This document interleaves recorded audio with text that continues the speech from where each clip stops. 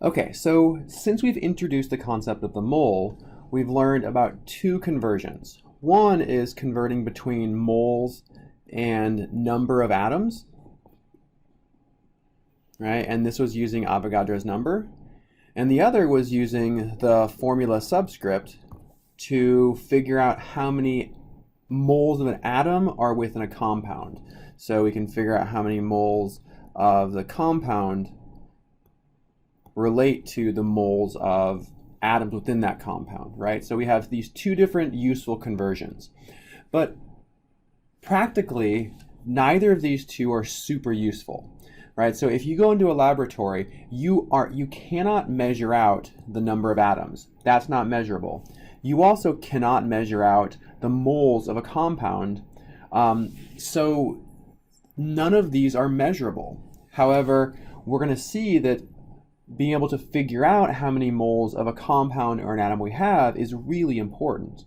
So what we need to do is come up with a way that we can go into lab, measure something, and then figure out how many moles we have. All right? And over the next couple of weeks, we're going to see a few different ways of doing this. The first one is if we're dealing with solids. Right? So these are materials that we can physically put onto a balance and determine the mass. Okay, so if we can measure the mass of something, then we're going to see we have a way of converting that to moles. Okay, and the way that we do this is something known as the molar mass. So the key word here is molar. And whenever we see this word molar, what this means is per 1 mole. So the molar mass is the mass, we'll say grams, in exactly 1 mole of that substance. So if we're talking about the molar mass of carbon, well, I could tell you that there is 12.01 grams of carbon in exactly 1 mole. So the molar mass of carbon is 12.01 grams per mole. The molar mass of oxygen is 16.00 grams per 1 mole. Of nitrogen is 14.01 grams per mole. Okay, and these are numbers that might look familiar to you.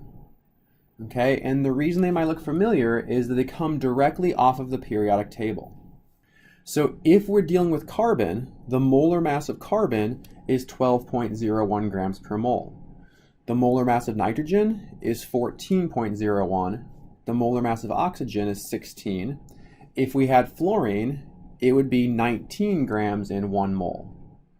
So we can very quickly figure out how to convert between grams and moles of any given atom by looking at the periodic table. Okay, so let's go ahead and see how to do this. Let's say, for example, we have let's say 24.87 grams of oxygen. And our goal is to figure out how many moles of oxygen that is. So we set up a conversion where we look at the periodic table and we realize that for every 1 mole of oxygen, it's 16.00 grams. And this is of oxygen. So we see that grams cancel out here and we'll be left with the unit of moles. So plugging this into your calculator, you would see that this gives us 1.55 moles. Okay, so using this molar mass is incredibly useful because it allows us to figure out how many moles of a compound we have from a measurable value of mass. Okay, but one last problem with this, and that's we don't usually have samples of pure atoms or pure elements. Usually these atoms come in the form of compounds or molecules, like sodium chloride. Okay, sodium chloride or table salt is a solid that we can go into lab and measure the mass of. Okay, so let's say, for example, we have 24.87 grams of sodium chloride. So our goal is to convert this to moles, but to do so, we need to know the molar mass of sodium chloride. Okay, and it's to determine the molar mass of sodium chloride, it's as simple as adding up the molar mass of sodium plus the molar mass of chlorine. So we'll switch to our periodic table. We see that sodium is 22.99 and chlorine is 35.45. So the molar mass of sodium chloride is going to be the sum of these two. So the molar mass of sodium chloride is 58.44 and the unit is grams per mole. So we're now able to quickly convert 24.87 grams of sodium chloride into moles, because we know that for every 1 mole there is 58.44 grams of sodium chloride.